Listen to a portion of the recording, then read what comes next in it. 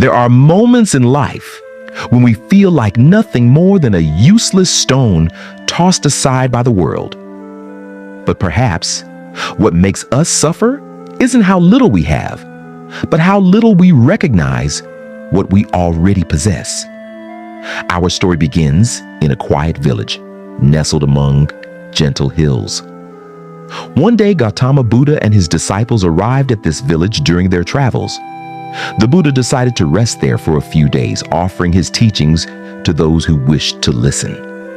News spread like wildfire. Excitement filled the air as villagers, young and old, rushed to see the enlightened one. They brought their questions about work, family, conflict, and sorrow. And Buddha listened with the calmness of a still lake, answering each with simple yet profound wisdom. But among the villagers, there was one man who did not show up. His name was Ravi. He lived alone on the edge of the village in a crumbling hut. People rarely spoke to him, not because they didn't try, but because Ravi had pushed them away long ago. He refused to work, refused help, and spent his days cursing the heavens for his poverty. Whenever someone tried to comfort or advise him, he would respond with harsh insults. In Ravi's mind, the world was to blame for his suffering. One day, while Buddha was speaking to a crowd, a villager stood up and said, "Lord Buddha, we are grateful for what we have even though we are poor. We work hard and accept life as it comes. But there is one man among us who never stops cursing life and the heavens. We've tried everything, but he only becomes more bitter." Buddha smiled gently and replied, "Bring him to me. I would like to speak with him." "But Master," the villager hesitated, "he is angry and disrespectful. He may insult you. We cannot bear to see that." "It's all right," Buddha said with calm assurance. "Tell him that I can help with his suffering. Invite him." After much persuasion, Ravi finally agreed to come. He arrived with suspicion in his eyes, staring at the Buddha with clear disdain. "So," he barked, "you're another one of those holy men who want to lecture me on gratitude? If you can't give me money, then leave. I'm tired of fake saints with empty words." Buddha looked at him with compassion. "I'm not here to force belief upon you, nor to silence your anger. I simply want to ask, if you had a chance to change your life, would you take it?" Ravi scoffed. "Change my life? Stop speaking in riddles. I need money, food, shelter, not poetry." "Very well," Buddha replied. "I know a king who is very wealthy. If you agree to help him, he will reward you with gold equal to your body's weight." Ravi's eyes lit up for the first time. "What kind of help?" "The king's son was born blind," Buddha explained. "His physicians say that if they can transplant eyes from a living person, the prince might see.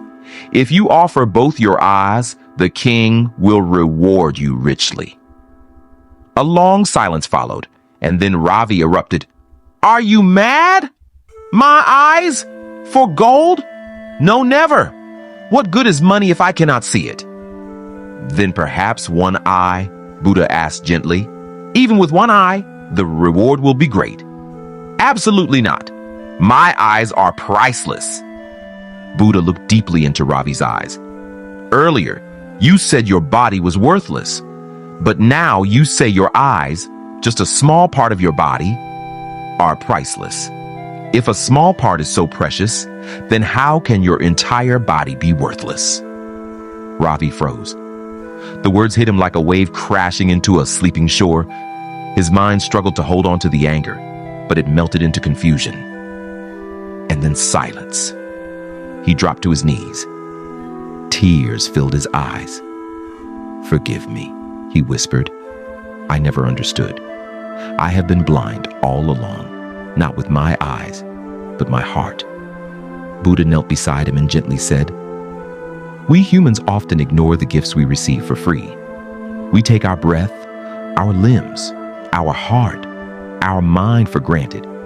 We curse our lives without realizing we've been given the greatest treasure of all, a human body, and the freedom to shape our own path. From that day on, Ravi was no longer the man who cursed the sky. He started working with his neighbors, helping with small tasks, smiling at children, thanking others with his eyes instead of blaming them with his tongue. He remained poor in wealth, but people began to notice something glowing within him, a richness of spirit, a quiet peace, a man who had once been in darkness and now had seen the light. His story spread far beyond the village, not because he became rich, but because he changed, because he remembered that being human is already a miracle. Maybe you too have felt like Ravi. Maybe you've looked in the mirror and thought, "What good am I?" Maybe life hasn't gone your way. Maybe you've asked the sky, "Why me?" But before you give up, before you turn bitter, remember this. You are already holding a treasure.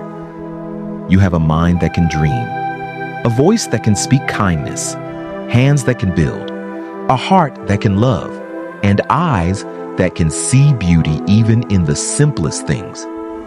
You don't need to trade your eyes for gold. You just need to open them to what's already yours.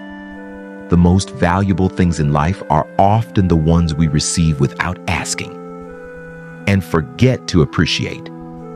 So today, pause for a moment. Feel your breath. Place your hand over your heart. You are alive.